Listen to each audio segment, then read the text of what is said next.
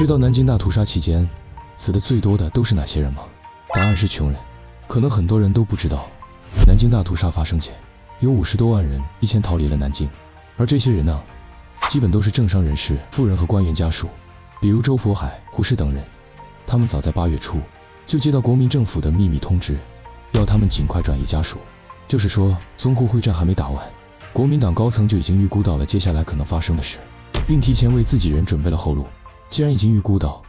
那为啥不通知南京百姓呢？因为怕引起城中恐慌，他们怕老百姓大规模迁出，作为首都的南京势必会变成一座空城，那国民政府的脸上就实在太不好看了。后来上海沦陷，国民政府也非常清楚，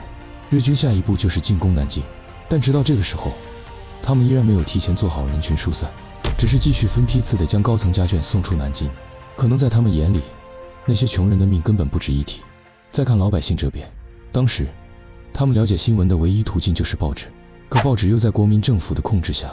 尽可能的粉饰太平，所以外面打得如火如荼，城里大多数老百姓根本就不知道发生了什么。等他们发现不对劲的时候，已经来不及了。首先，南京城里的交通已经彻底瘫痪了，那时候交通本就不发达，全城的交通工具基本都被国民党征用，仅剩的一些可以通往外面的车票、船票还被黄牛大肆炒卖。据说当时一张去武汉的船票能被炒到3两黄金，这价格普通人怎么负担得起？最致命的是，当时守南京的司令唐生智为了表示守城决心，还把所有民船都收缴了。等城破那天，江边挤满了想逃命的百姓，可一条船都找不到。既然坐不起交通工具，那不能步行逃出去吗？答案是不能。那时候的南京根本无路可撤，除了已经被唐生智切断的长江水路之外，东面是日军的主要进攻方向，南面还有日本第6师团。老百姓不管往哪里跑，都是死路一条，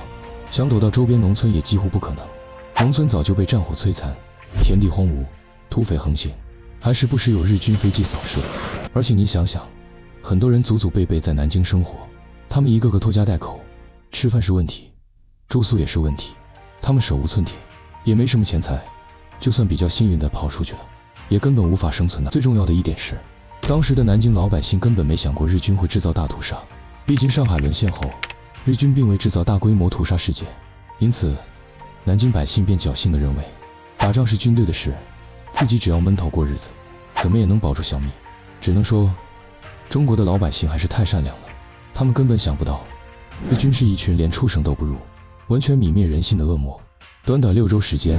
，30多万南京同胞惨遭屠杀，这简直是人类文明史上最恐怖、最无耻的行径，没有之一。